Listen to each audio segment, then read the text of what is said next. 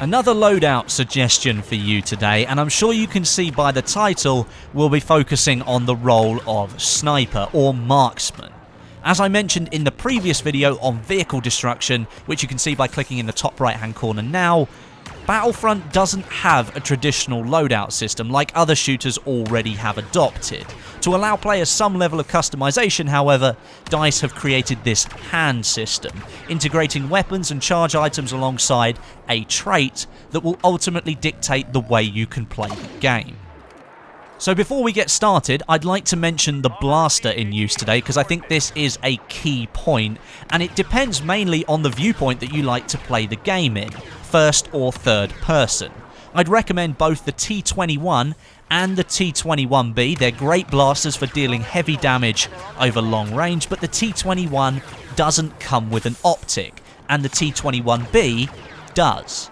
However, to make use of the T21B's optic, you'll need to play in first person, which, as I've said in the past, can put you at a disadvantage in a server where the rest of the players are likely using third person. It is up to you at the end of the day, but for the purposes of this video, I'll be sticking with third person and the standard T21 blaster. As a sniper, your role is going to be focused around longer range combat and using terrain to your advantage. And to make sure we're getting into those right positions, our first choice star card is going to be the Jump Pack. Unlocked at rank 13 for a cost of 3,100 credits, the Jump Pack can be activated every 25 seconds and give a player a way to either get to a different ground for advantage in a battle or to get themselves out of danger. Whichever way you're moving when you hit the jump button, you'll fly off in that direction, so make sure you're aiming where you want to go, or you'll waste the card and 25 seconds of precious time waiting for the recharge. As we're sniping here and attempting to take people out from afar, then perhaps the upgrade for the card for 7,000 credits isn't entirely needed, but with a reduced cooldown of 20 seconds, knocking 5 seconds off the previous time, it might come in very handy.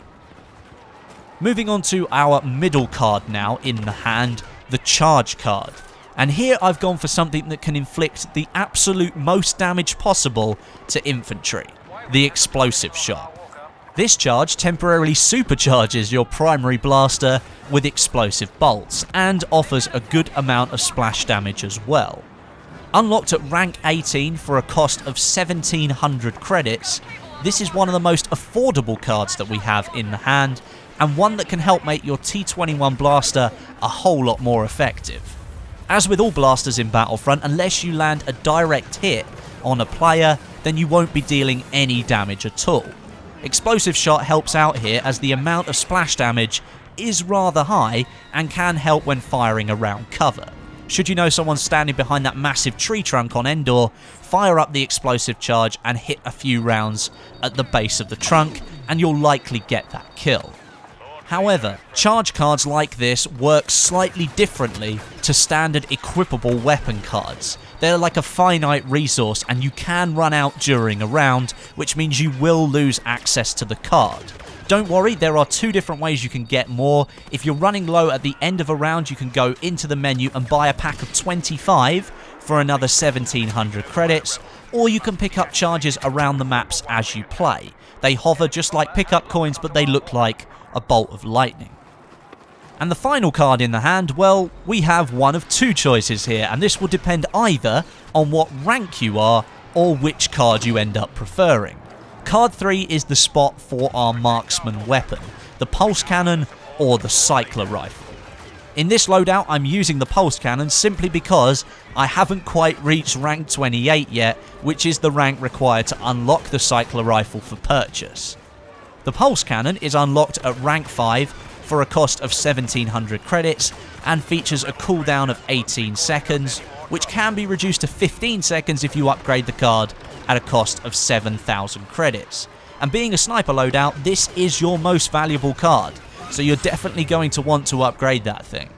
If you choose the cycler rifle for your hand, then you need to reach rank 28 and part with 3,100 credits to purchase it and expect a cooldown of 15 seconds per shot, which can be upgraded to just 10 seconds if you upgrade the card.